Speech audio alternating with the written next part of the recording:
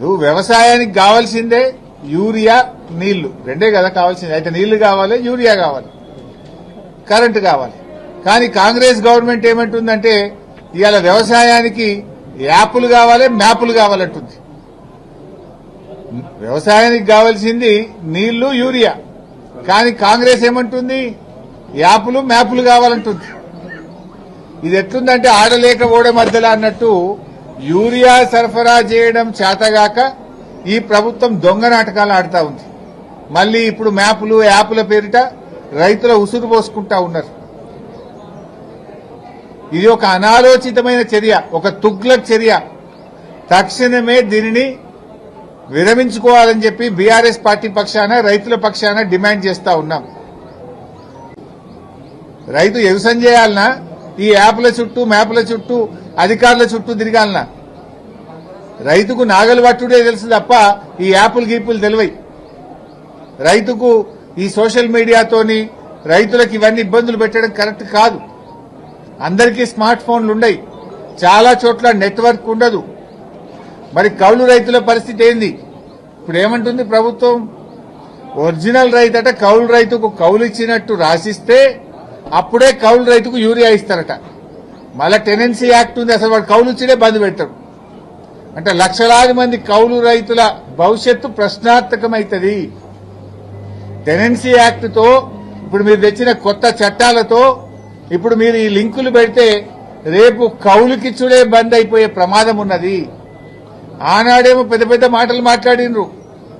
ఏ కౌలు రైతుకు కూడా మేము రైతు బంధు ఇస్తాం, కౌలు రైతులకు పంట నష్టపరిహారం ఇస్తాం, రైతుకి ఇస్తాం, కౌలు రైతుకి ఇస్తామన్నారు.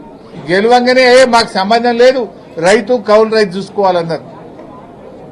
ఇప్పుడు మీరు చేసే తుగ్లక్ పనుల వల్ల ఈ యాప్ల పేరిట, యూరియా బస్తాల పేరిట అసలు కౌలు రైతులకు మొదటికే మోసం తెస్తున్నది కాంగ్రెస్ ప్రభుత్వం.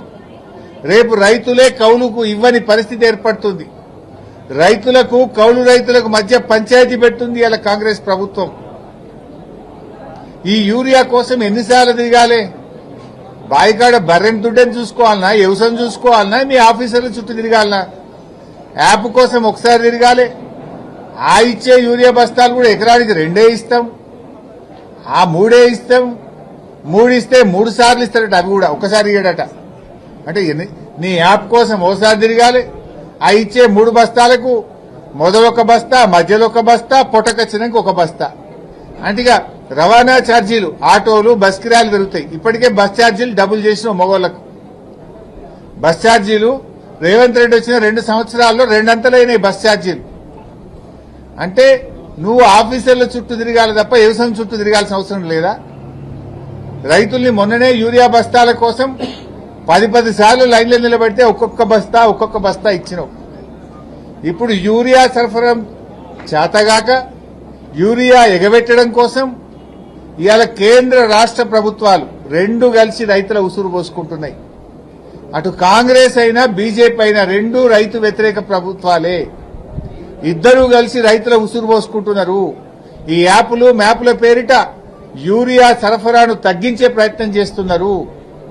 పోయిన వానకాలంలోనే యూరియా దొరకక 2020 కొనుకొచ్చి 20 40 ఒక్కొక్కటి 900 బస్తా, 1000 రూపాయలకు బస్తాలు తెచ్చేసుకునే పరిస్థితి వచ్చింది రైతులకు.